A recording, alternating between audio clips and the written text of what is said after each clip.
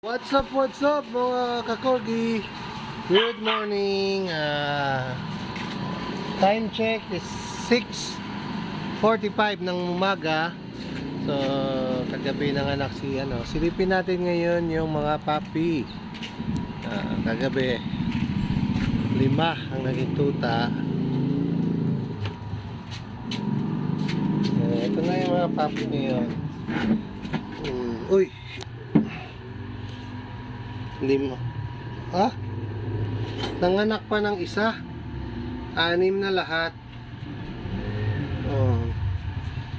So meron tayo mga black and white. Hindi lang natin alam kung magta-tricolor ito.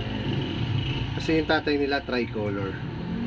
So naging 6, nadagdagan pa pala ng isa. Very good. Ito si Sophie, napakabait na nanay nito. So ayan na sila.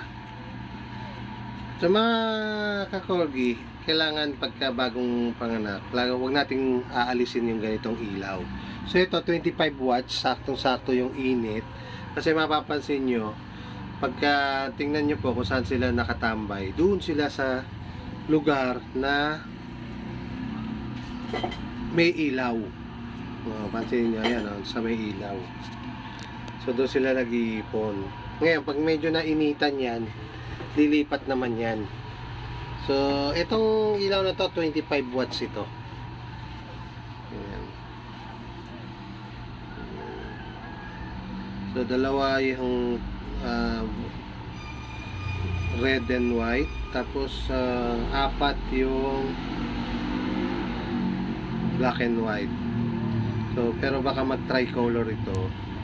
Tapos, 3 ang male, 3 rin ang female. So ayan sila. So ito ganyan ang setup niyan, whelping. So ito papasok lang si Sophie dyan. Ayan hindi siya dadaan. Ayan.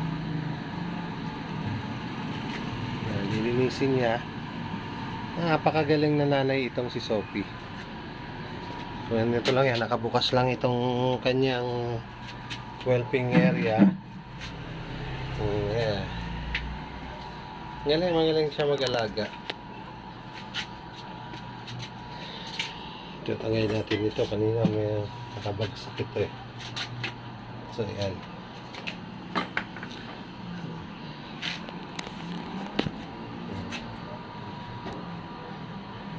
At lagi lang tatandaan natin, pag meron tayong puppy, kailangan may ilaw tayo na naka-standby.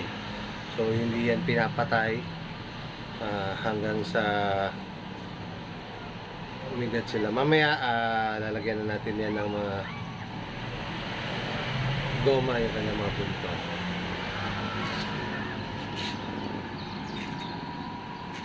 Ito magaling eh. Ito si Rado eh. Rado? Talagang ito yung nag-give ng signal kahapon na nanganganak na si Sophie. Tahol siya ng tahol. Nagtataka ba't ayaw tumigil. So siguro mga bandang alas 5 o mag-aalas 6 na no? Pasado alas 6. So kasi kahapon medyo hindi maganda pakiramdam natin. Nataka ako bakit tahol ng tahol ayaw tumigil kahit anong saway, hindi siya tumitigil. So kaya nung umakyat ako, yun nga, nakita ko, may tuta na siya isa. May papi ng isa si Sophie. Ayan Ubos ang laman ng tiyan. Papakain muna ako.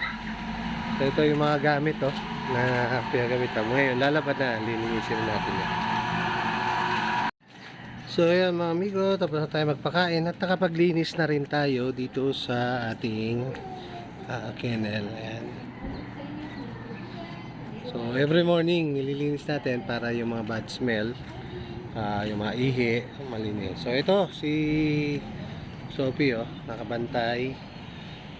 Nandiyan siya sa labas. Pagka time na magpadede, papasok yan sa loob. Kasi ngayon itong mga tuta na to, konti pa lang kung dumede ito, hindi pa naman ganun kalakas dumede.